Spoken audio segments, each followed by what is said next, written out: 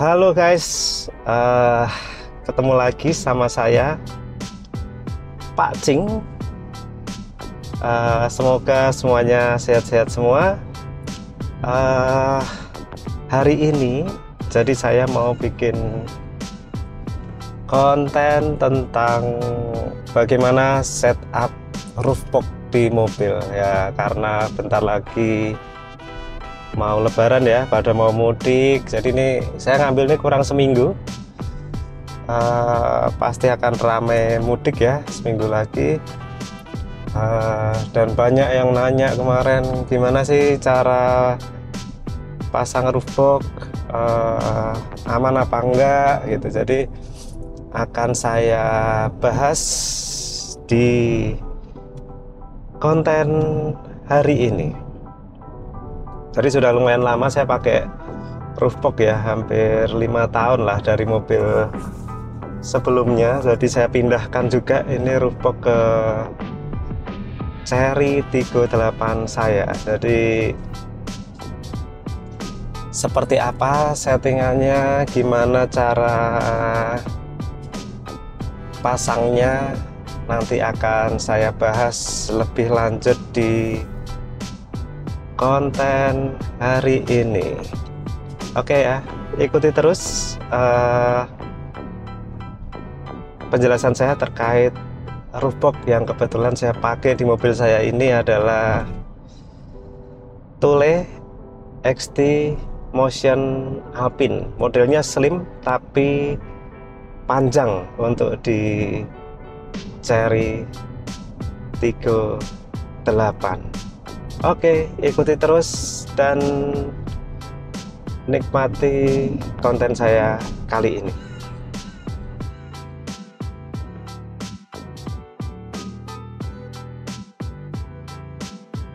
Nah, ini hal yang menurut saya penting ya. Jadi untuk kaki ini aerobar ya namanya kalau di Thule. Jadi ini tuh harus kuat.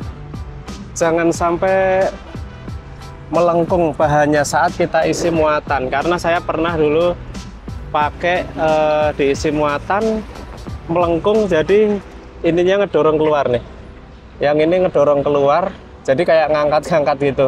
Waktu itu saya pulang dari Bali, jadi penting untuk memilih ini yang kuat. Kemudian pemasangan ini juga harus benar, ini mau digoyang-goyang pun keras gitu, susah untuk lepas. Kemudian kalau teman-teman pakai ini roof rail, juga pastikan ini bahannya juga besi atau aluminium, sehingga kalau dipasang ini juga kuat. Seperti itu.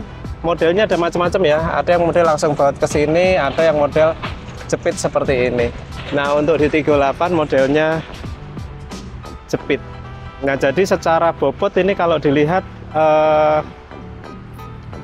ada di apa ya, di bagian mulai dari kaca pertama sampai kaca terakhir. Jadi posisi roof box seperti itu di tengah, jadi bobotnya akan tetap ada di atap mobil persis ini, seperti itu. Nah, ini contoh dari pengaturan bobotnya ya. Jadi kalau kita lihat di sini memang terbagi menjadi 3 bagian. Jadi kalau ini semua kesatuannya kan totalnya 1 ya, jadi 1/4 di depan, 1/4 di belakang, dan setengah itu ada bobot ada di tengah. Nah, kalau saya ini ngambil dari buku panduannya Thule ya. Jadi kalau di Thule itu maksimal berat yang bisa kita bawa ke atas itu sampai dengan 75 kg. Jadi ini penting ya untuk melihat kita menaruh bobot ini ada di mana ya, pengaruhnya mungkin untuk keseimbangan mobil. Nah, selanjutnya seringkali juga pada bertanya terkait kecepatan. Jadi yang direkomendasikan untuk penggunaan roof box kecepatan maksimal adalah 130 km per jam. Jadi kalau di sini kalau lebih dari 130 km per jam ya ada resiko. Kita tidak tahu ya kekuatan pengait itu seperti apa. Kemudian ini cara-cara penggunaannya. Jadi tidak boleh ada bagian yang terbuka, baik di depan atau di belakang.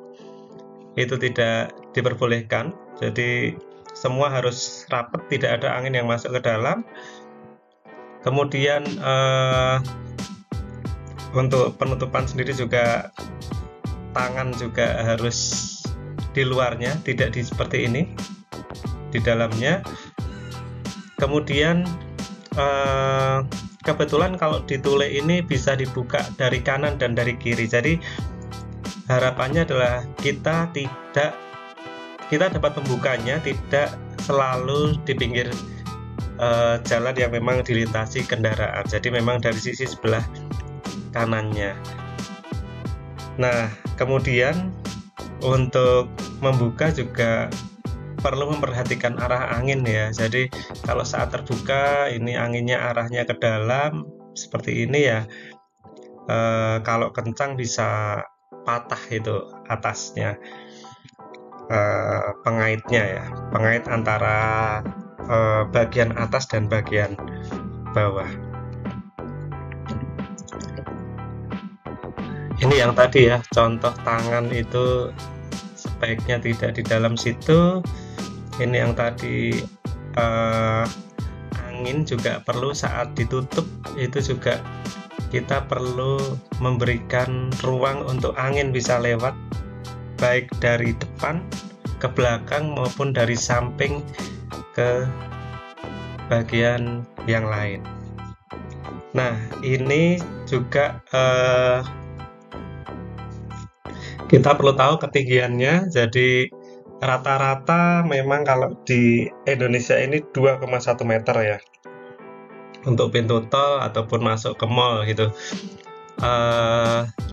Namun kalau di pintu tol seringkali tingginya lebih gitu. Jadi mobil saya pun teman-teman bisa lihat ini tetap bisa melewati gerbang tol yang ada yang khusus memang untuk mobil kecil. Jadi dengan roof box yang slim ini masih bisa masuk. Namun kalau yang besar saya kurang tahu ya. Namun kemarin saya juga melihat seperti mobil-mobil Pajero dengan roof box yang gede, dia tinggi standar ya, nyangkut juga gitu. Nah, kemudian juga hati-hati di mall di Indonesia ini tulisannya 21 gitu. Namun begitu sampai dalam kadang karena ada pipa-pipa gitu, tingginya jadi lebih rendah. Nah, saya pernah kena itu. Nah, kemudian untuk mencuci dengan menggunakan mesin robotik ya, jadi sebaiknya tidak memasang roof box-nya. Nah, ini seperti yang teman-teman lihat bahwa roof box itu yang hadapnya sesuai dengan mobilnya. Ini kemudian untuk posisi ke depan seperti ini, harap mempertimbangkan bagian belakang sehingga tetap bisa untuk dibuka dan tidak mentok ke bagian belakang dari roof box sendiri. Jadi seperti ini ya pembagian tempatnya. Jadi ini bisa juga lebih maju sedikit ataupun bisa mundur seperti ini. Nah, idealnya memang harus lurus antara sudut kanan dan kiri sama. Kemudian tidak diperbolehkan juga memasangnya miring. Kemudian ini terkait pemasangan ini sendiri harus sesuai dengan panjang roof box-nya ya. Jadi kalau kita lihat di sini ya terbagi 3 bagian seperti tadi ya, seperempat, setengah gitu. Ini.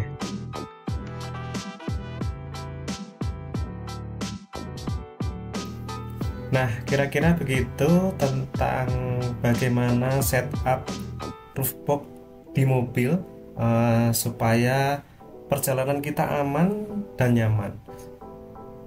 Sampai ketemu lagi di vlog-vlog selanjutnya. Ikuti terus, saya juga akan bikin konten perjalanan mudik saya bersama 38. Selamat menjalankan ibadah puasa dan semoga semuanya sehat selalu. Bye bye.